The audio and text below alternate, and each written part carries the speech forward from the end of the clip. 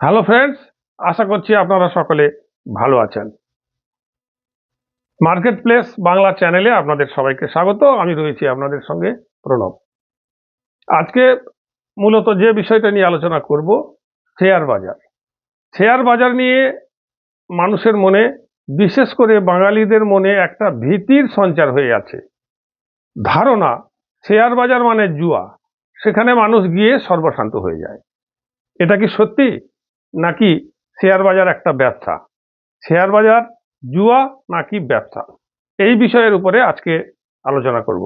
চলুন একটা প্রেজেন্টেশনের মাধ্যমে আপনাদের দেখাই। তো বন্ধুরা, মূল বিষয়ে আসার আগে একটু সূচনা দিই, তাহলে আপনাদের বুঝতে সুবিধে হবে। ধরুন আপনি একটা পরিকল্পনা করেছেন কোনো একটা ব্যবসা করার। তো সেই ব্যবসাটা করতে গেলে আপনাকে কি কি করতে হবে? প্রথমত আপনার এইটা হচ্ছে বিজনেস প্ল্যান। তো ব্যবসাটা করার জন্য আপনাকে কি করতে হবে না, আপনার প্রথমত দরকার আইডিয়া। আপনি ঠিক কি ধরনের ব্যবসা করবেন, কোন ধরনের ব্যবসা আপনি করতে চাইছেন, তার জন্য আপনার একটা আইডিয়ার প্রয়োজন। ধরুন আপনি একটা ক্যাফে খুলতে চাইছেন, আপনার আইডিয়া রেডি হলো। এবার কি দরকার আপনার? ক্যাপিটাল। ক্যাপিটাল প্রয়োজন এই ব্যবসাটাকে পরিচালনা করার জন্য, সেটাও আপনি সংগ্রহ করলেন। আর কি প্রয়োজন? ল্যান্ডের প্রয়োজন। যে জায়গায় আপনি ব্যবসাটা করবেন, ভালো লোকেশনে নিশ্চয়ই আপনি করতে চাইবেন। সাপোজ আপনি গড়িয়াহাটের মোড়ে একটা ভালো প্লেস খুঁজছেন যেখানে আপনি ব্যবসাটা করবেন। আর কি দরকার? লেবার। আইডিয়া হলো, ক্যাপিটালও সংগ্রহ করলেন, ল্যান্ডও পেয়ে গেলেন। এবারে কি প্রয়োজন? লেবার। আপনার ওই ক্যাফেতে কাজ করার জন্য কর্মচারী নিশ্চয়ই লাগবে। কেউ রান্না করবে, কেউ পরিবেশন করবে, বিভিন্ন কাজে আপনার লেবার লাগতেই পারে, লাগবে। ধরুন আপনি এই সবগুলো পেলেন, তারপর ব্যবসাটা আপনি শুরু করলেন। কিন্তু ব্যবসাটা আপনার ভালো চলবে এর কোনো গ্যারান্টি নেই। ভালো চলতে পারে, খারাপও চলতে পারে, লাভও হতে পারে, লোকসানও হতে পারে, রিস্ক আছে। 1 নম্বর ব্যাপার। 2 নম্বর ব্যাপার হচ্ছে এই 4টি পয়েন্ট। একটা ব্যবসা করতে গেলে এই যে 4টি বিষয় আপনার দরকার, তার মধ্যে যে কোনো একটা মিসিং হলে আপনি ব্যবসাটা করতে পারবেন না। সাপোজ আপনি ঠিক আইডিয়া করতে পারছেন না যে কোন ব্যবসাটা করলে আপনার ওই ব্যবসাটা চলবে, আপনি কোনো আইডিয়া করতে পারছেন না। আইডিয়া যদিও বা করতে পারলেন, আপনার মূলধন ততখানি নেই ঠিক যতখানি ওই ব্যবসাটা করার জন্য লাগবে। ল্যান্ড। ল্যান্ড আপনি পাচ্ছেন না। ক্যাপিটাল ব্যবস্থা হয়ে গেল, কিন্তু ল্যান্ডের ব্যবস্থা আপনি কোনোভাবেই করতে পারছেন না। যে পজিশনে আপনি করতে চাইছেন সেই জায়গায় আপনি ল্যান্ড পাচ্ছেন না। অথবা আপনি উপযুক্ত লেবার পাচ্ছেন না। আপনার ক্যাফের জন্য যে ধরনের কারিগর প্রয়োজন, ঠিক কারিগর পাচ্ছেন না, কিংবা উপযুক্ত মূল্যে লেবার পাচ্ছেন না। তাহলে এই 4টার মধ্যে যে কোনো একটা যদি মিসিং হয়ে যায়, তাহলে আপনি ব্যবসাটা শুরু করতেই পারছেন না। এমত অবস্থায় আপনার কাছে একটা দ্বিতীয় প্রস্তাব এলো।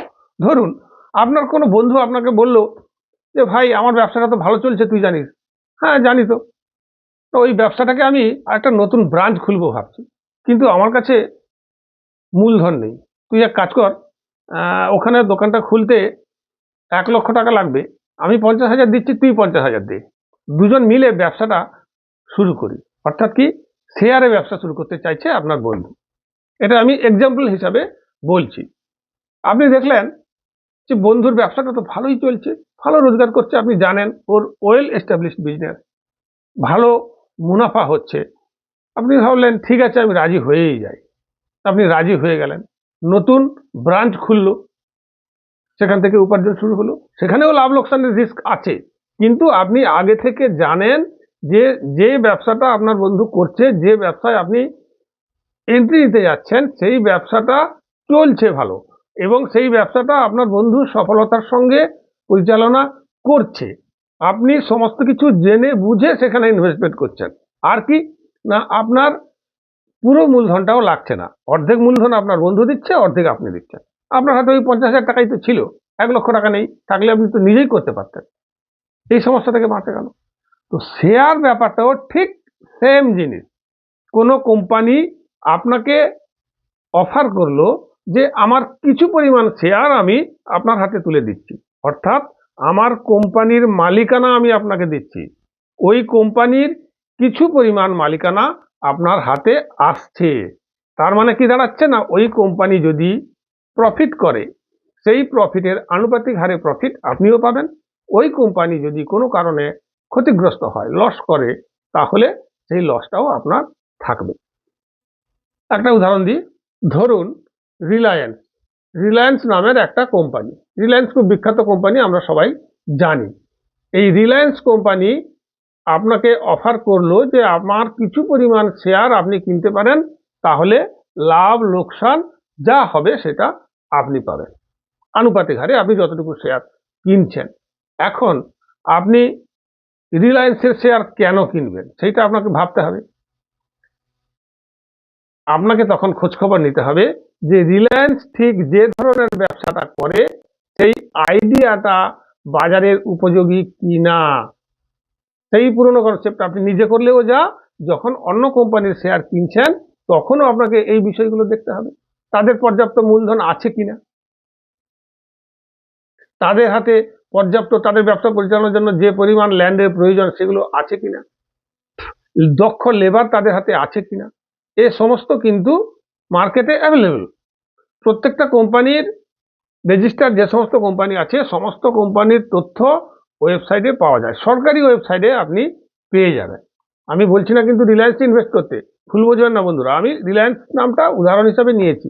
আমি বলছি না আপনি রিলায়েন্সের শেয়ার কালকে কিনে ফেলুন, একদম তা করবেন না। আমি যেহেতু পরিচিত কোম্পানি সেই জন্য একটা উদাহরণ হিসাবে নিয়েছি। এবারে দেখুন, রিলায়েন্স কোম্পানি আমরা জানি প্রত্যেক বছর বেশ ভালো হারে একটা মুনাফা করছে এবং তাদের শেয়ারের দাম ভ্যালু প্রত্যেক বছর ধীরে ধীরে ধীরে ধীরে বাড়ছে। তাহলে রিলায়েন্সের শেয়ার যদি আমি আজকে কিনি, আগামী দিনে রিলায়েন্স যে মুনাফা করবে সেই মুনাফার একটা অংশীদার আমিও হতে পারি। আজকে আমি সাপোজ 50,000 টাকার রিলায়েন্সের শেয়ার কিনলাম, কালকে যদি রিলায়েন্স 50 টাকা মুনাফা করে, তাহলে ওই 50 টাকা আমার যত আনুপাতিক হারে যতটুকু শেয়ার আছে ওই কোম্পানির, সেই শেয়ারের সমতুল আনুপাতিক হারে আমি আমার মূলধনের মতো প্রফিটটা পাবো। এইটা হচ্ছে খুব সাধারণ কনসেপ্ট। আমি যখন শেয়ার কিনছি ওই কোম্পানির মালিকানা কিনছি, আমি মালিক হলাম সামান্য সামান্য হারে।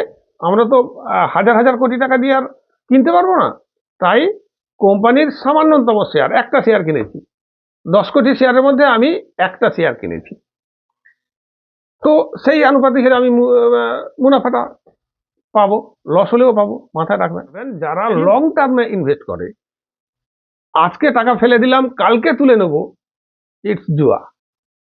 এটা শেয়ার বাজার থেকে কখনোই সম্ভব নয়। এই জিনিস যারা করছে, যারা চাইছে আমি রাতারাতি ধনী হয়ে যাব, আজকে 1 লক্ষ লাগিয়ে দেবো, কালকে 2 লক্ষ হয়ে যাবে, পরশুদিন 7 লক্ষ হয়ে যাবে, 1 মাস পরে 25 লক্ষ হয়ে যাবে, কোনোদিনই সম্ভব নয়। দীর্ঘমেয়াদী হিসেবে আপনি যদি ইনভেস্টমেন্ট করতে পারেন তাহলে শেয়ার বাজার কখনোই জুয়া নয়। শেয়ার বাজার হচ্ছে ব্যবসা। আপনি নিজে ব্যবসা করলে আপনার যেমন লাভ লোকসান ছিল, তেমনি ওয়েল এস্টাবলিশড পরিচিত কোনো ব্যবসায় আপনি যখন নিবেশ করছেন তার শেয়ার কেনার মাধ্যমে, সেটাও আপনার কাছে ব্যবসা। একটা উদাহরণ দিলে আপনারা আরো পরিষ্কারভাবে বিষয়টা বুঝতে পারবেন। আমি একটা কোম্পানি উদাহরণ হিসাবে নিয়ে দেখানোর চেষ্টা করি। সত্যি সত্যি আপনি যদি কিছু বুঝতে পেরে থাকেন বা কোনো কিছু শিখতে পারেন, তাহলে চ্যানেলটা একটু সাবস্ক্রাইব করে দিন আর একটা লাইক। আসছি, দেখুন এখানে আমি একটা চার্ট ওপেন করেছি, এটা হচ্ছে MRF, এটা একটা শেয়ার, MRF কোম্পানির শেয়ার। MRF কোম্পানি আপনারা জানেন টায়ার প্রস্তুত করে। আচ্ছা বন্ধু, ধরুন 2006 সালে ব্যাংকে 1000 টাকা রেখেছিলেন। ব্যাংকিং ইন্টারেস্ট এখন তো অনেক কমে গেছে, 6 সালের আরো কিছু আগে ছিল 5 বছরে ডবল। আমি সেই জন্য সহজ হিসাবে যাচ্ছি, আমি 6%, 7%, 10% এইসব হিসেবে যাচ্ছি না, জটিল হয়ে যাবে বিষয়টা। একটা সময় ছিল ইন্দিরা বিকাশ পত্র, কিষাণ বিকাশ পত্র 5 বছরে ডবল হতো, তো সেই হারে আমি হিসাব করছি। ধরুন আপনি 2006 সালে ব্যাংকে রেখেছেন ফিক্সড ডিপোজিটে কিংবা কিষাণ বিকাশ পত্র, ইন্দিরা বিকাশ পত্র, যাই হোক 5 বছর ডবল। তাহলে 6 সাল থেকে বলছি, 6 সাল থেকে আপনার যদি ডবল হতে থাকে, তাহলে 6 আর 5 11, 11 সালে আপনার হবে দ্বিগুণ 2000, 11 5 16, 16তে আপনার হবে তার দ্বিগুণ 4000, 21-এ আবার ম্যাচিওর হবে তার দ্বিগুণ 8000, আবার 26-এ এই বছর ম্যাচিওর হবে আপনার 16,000 টাকা। তাহলে আপনি 6 সালে যদি 1000 টাকা ব্যাংকে রেখে থাকেন, আপনার আজকের দিনে সেটার ভ্যালু হবে 16,000 টাকা। কিন্তু দেখুন, আপনি ধরুন এমআরএফ কোম্পানির শেয়ার 2006 সালের 1 জানুয়ারি কিনেছিলেন, তখন ভ্যালু কত ছিল? হ্যাঁ, 2রা জানুয়ারি দেখাচ্ছে, 1 জানুয়ারি ছুটি থাকে, 3175, সাপোজ 3000, আপনি 3000 টাকায় কিনেছিলেন। আজকে সেই এমআরএফ শেয়ারের দামটা কোথায় গিয়ে দাঁড়িয়েছে একটু দেখুন। আজকের দিনে আজকের ভ্যালু 1,50,105 টাকা, ছেড়ে দিলাম 1,50,000। তাহলে 3000 টাকার কত গুণ হচ্ছে 1,50,000? আপনি একবার হিসাব করে দেখুন। ওখানে 1000 টাকায় আপনি 16,000 পেয়েছিলেন, মানে 16 গুণ। আর এখানে যদি আপনি 300 টাকা ইনভেস্ট করে থাকেন, তাহলে 1,50,000 হলে কত গুণ হচ্ছে একবার হিসাব করে দেখুন বন্ধু। মানে এখানে আপনি 1000 লাগালে কত হচ্ছে, হিসাবটা একটু আপনারা কমেন্ট করে বলুন। হিসাবটা আপনারা নিজেরা করুন, তাহলে বুঝতে পারবেন যে শেয়ার বাজার আসলে জুয়া নাকি ব্যবসা। আপনি এমআরএফ এর শেয়ার যদি 6 সালে কিনে থাকেন, আপনি 300 টাকা দিয়ে একটা শেয়ার যদি কিনে থাকেন, আজকে আপনি সেটা বিক্রি করবেন 1.5 লক্ষ টাকা। কিন্তু এখানে একটু মজা দেখুন, আপ ডাউন আছে, একেবারেই যে 1.5 লক্ষ এসে গেছে তা নয়, ওপরে গেছে, নিচে এসছে, উপরে নিচে, উপরে নিচে, এইভাবে করতে করতে কিন্তু ক্রমাগত উপরের দিকে গেছে। আপ ডাউন থাকবে। আপনি যদি লং টার্মে কোনো শেয়ার হোল্ড করে রাখেন, ভালো শেয়ার, এই বিষয়টা নিয়ে কোনটা ভালো শেয়ার কোনটা খারাপ শেয়ার, এই বিষয়টা নিয়ে আমি পরের কোনো ভিডিওতে নিশ্চয়ই আলোচনা করব। তাই শেয়ার বাজার কখনোই জুয়া নয়, শেয়ার বাজার ব্যবসা। Thank you.